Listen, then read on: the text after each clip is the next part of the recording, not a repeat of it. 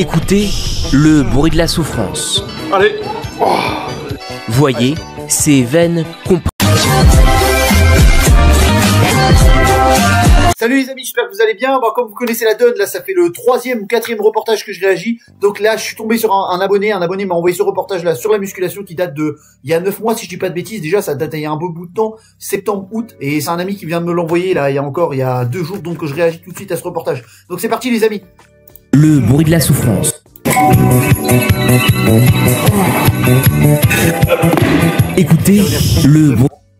Ça, c'est un clean and jerk qu'il a fait le gars dans son mouvement d'haltérophilie. Projeter la barre. Ça fait un peu comme un développé militaire, sauf que tu fais un appui des mollets pour pouvoir déployer ta barre. Et du coup, on appelle ça un clean and jerk. Mais c'est pas le sujet. Donc voilà. Bruit de la souffrance. Allez. Voyez ces veines comprimées par l'effort. Ressentez l'adrénaline du dépassement de soi. Allez, go, go, go, go, go! Des sensations qui animent plus de 6 millions de Français. Ah ouais, 6 millions de Français font de la musculation. Alors, on a progressé quand même, 6 millions. On a combien d'habitants en France? 6 millions, attendez les gars, on va regarder, depuis 2023 en France, sur 6 millions d'habitants en France, ça représente,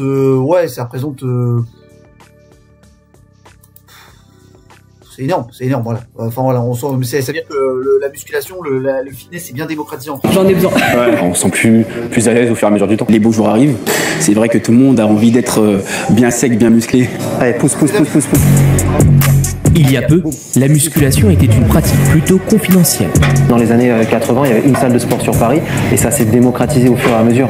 C'est vrai que ça fait plaisir. Maintenant, les salles de sport sont démocratisées. Comme je l'ai dit, il y a Honor, Fitness Park, Gigafit, Orange Bleu, Keep Cool, j'ai dit Basic Fit, One Fitness, et d'autres salles de sport indépendantes qui ouvrent. Il n'y a pas que ces franchises-là, mais là, il y en a de plus en plus. Donc, vous voyez dans la vidéo, il y a Honor Fitness. D'ailleurs, j'ai fait une vidéo là-dessus sur Fitness Park versus Honor Fitness. Pour ceux qui l'ont pas vu, allez la voir.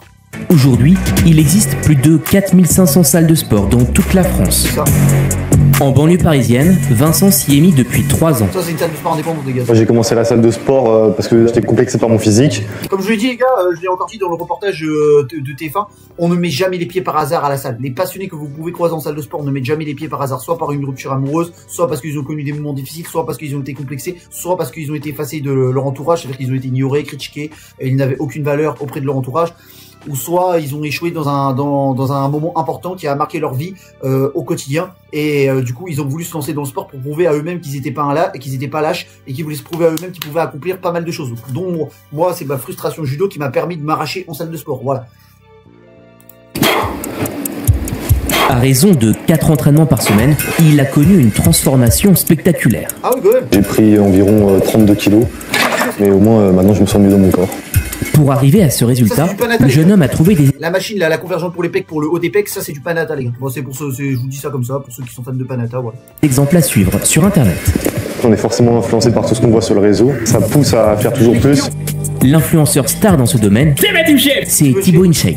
Ah, je suis content. Thibaut est content. Ouais, je suis content. Thibaut InShape, d'ailleurs, je comprends pas, oui, soi-disant, parce qu'il ferait partie de l'extrême droite et tout. Moi, pour l'instant, j'ai pas vu qu'il prenait part pour l'extrême droite. Moi, je vous le dis, les gars, à tous ceux qui le détestent, c'est grâce à lui, à l'heure d'aujourd'hui, si les salles de sport sont démocratisées en France. C'est grâce à lui qu'il y a il y a 6 millions de personnes qui vont en salle de sport. Donc, si tu regardes cette vidéo, frérot, Thibaut InShape, si tu regardes cette vidéo, je te remercie du fond du cœur, je te remercie du fond du pec, comme tu disais à l'époque. Donc, voilà. C'est grâce à lui que les salles de sport et que le fit game s'est démocratisé. Hein. Sinon, il n'y aurait pas eu d'influenceurs fitness, il n'y aurait pas eu de conseils dans le sport, il n'y aurait pas eu de coaching sportif via les réseaux sociaux. Donc, faut dire merci à Thibaut InShape, les gars.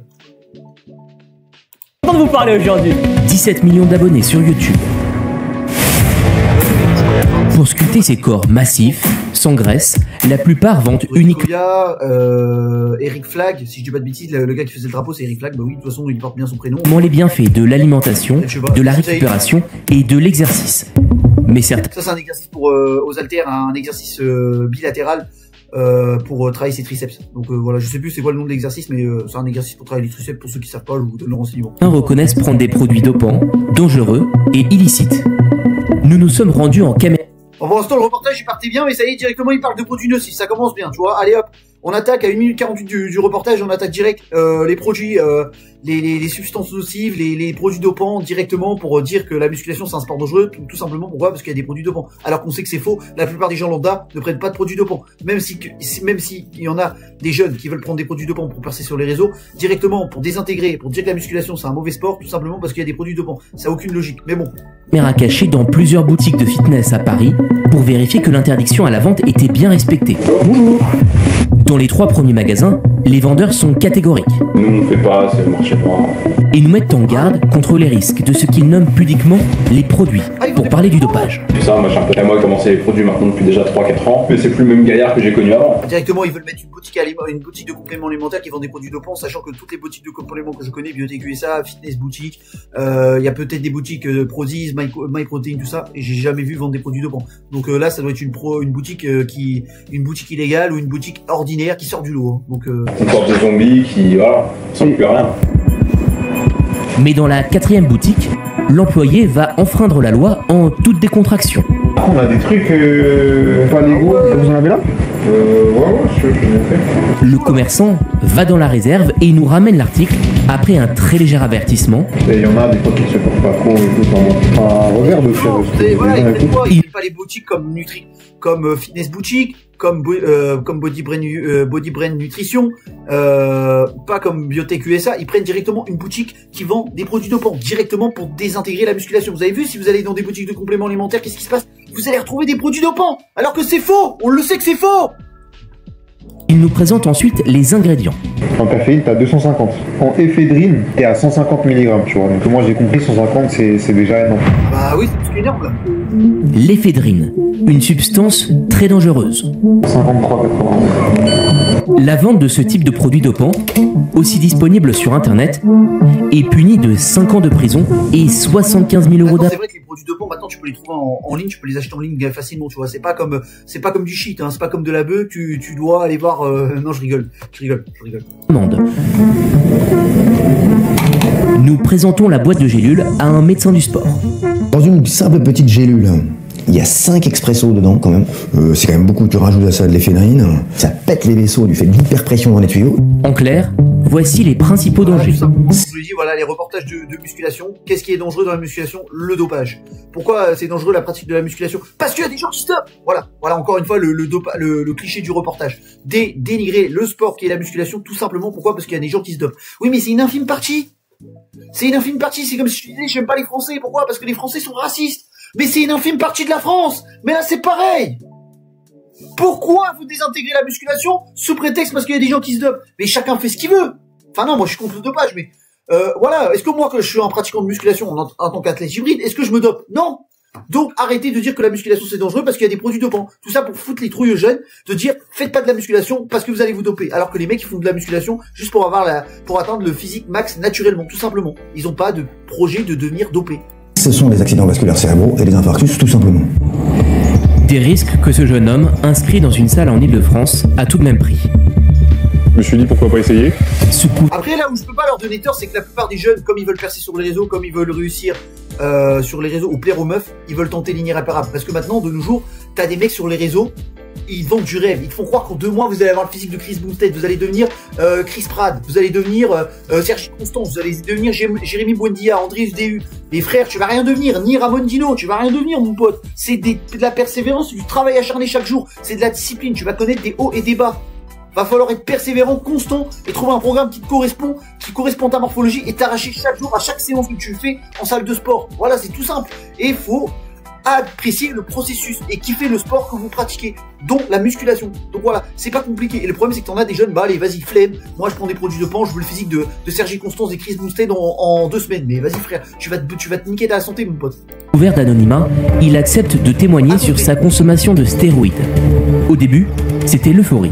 La plus grosse sensation qu'on a, c'est la sensation de puissance, d'être bien plus fort, d'avoir beaucoup plus de ressources et d'être beaucoup moins fatigué.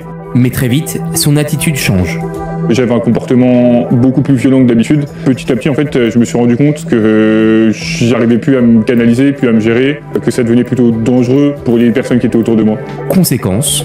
Beaucoup Moi, je vous d'embrouilles. dis, les gars, si vous voulez prendre des produits dopants, c'est si vous voulez atteindre un niveau au bodybuilding. Vous voulez faire des compétitions de bodybuilding, de main physique, de classique physique, et vous voulez atteindre le prime.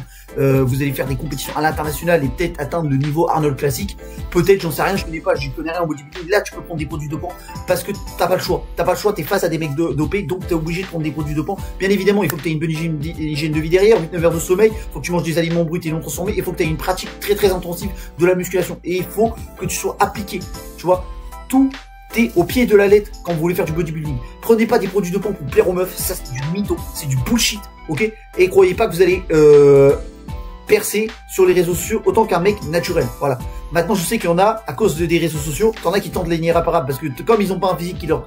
Comme il y a beaucoup de haters qui viennent dire ouais, ton physique c'est nul, t'as pas donné des conseils en muscu, bah ils tentent l'irréparable, ils disent je vais prendre des produits dopants, comme ça je vais avoir un physique parfait, je vais avoir le meilleur physique, je vais atteindre le prime du prime au niveau physique, comme ça personne ne pourra m'insulter. Oh mais ces gens-là ils veulent pas votre bien les gars. Ces gens-là ils sont là juste pour dénigrer le travail des autres mais rien d'autre. Donc ne soyez pas influencés par les gens toxiques que vous avez soit dans la vie de tous les jours, soit dans les réseaux sociaux qui disent que vous faites c'est pas bien. Donc voilà, c'est le message que je veux vous dire les gars. De personnes à qui j'ai arrêté de parler dans mon cercle familial à cause de ça, et donc j'ai perdu ma copine à cause de ça.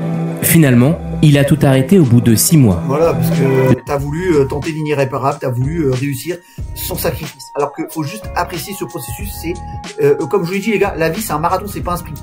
Vaut mieux y aller étape par étape et avoir des résultats peut-être dans 2-3 ans que d'avoir des résultats tout de suite et le regretter tôt ou tard. Parce que t'as rien fait au final, il y a aucun mérite en fait.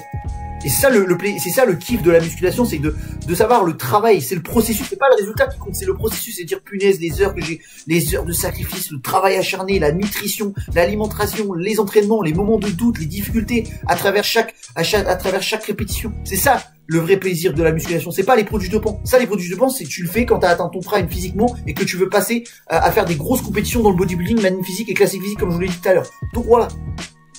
La prise de stéroïdes, un phénomène qui touche désormais toute la France. En fait... Ah oui, toute la France, bah oui, ah bah là on est bien là, toute la France, bah oui déjà il y a même pas, comme je vous l'ai dit, il y a 68 millions de personnes qui font pas de sport, il y a 6 millions, il y a juste 6 millions de personnes qui vont en salle de sport, et maintenant tu nous dis que sur 68 millions de personnes, en France, d'habitants en France, ils sont tous concernés par les stéroïdes. Non, c'est une minorité de la population française qui sont concernés par les stéroïdes, donc renseignez-vous un peu avant de dire n'importe quoi. En février dernier, un trafic de produits dopants a ainsi été démantelé dans la Meuse et les Ardennes. Ouais, bah c'est dans les Ardennes. Donc moralité de ce reportage, comme je vous l'ai dit dans tous les reportages, le seul truc qu'ils ont pour dénigrer la musculation, pour contrecarrer la musculation, c'est te dire regardez, la musculation c'est dangereux parce qu'ils vendent des produits dopants. Voilà. Alors que on demande une analyse critique sur la pratique de la musculation, ils te trouvent l'excuse de dire les produits dopants. Donc voilà, moralité, arrêtez d'écouter les reportages. Voilà, c'était peut-être l'un des derniers reportages. Je vais pas réagir à un reportage avant 2-3 mois. Donc voilà. C'était juste pour vous dire ça les amis. Donc si la vidéo vous a plu, n'oubliez pas de liker, commenter, de vous abonner et partager. Et dites-moi quelle idée de vidéo vous voulez voir sur ma chaîne YouTube les gars. Donc ça m'intéresse énormément. Donc sur ce, je vous laisse. Passez une bonne soirée. Allez, tchuss!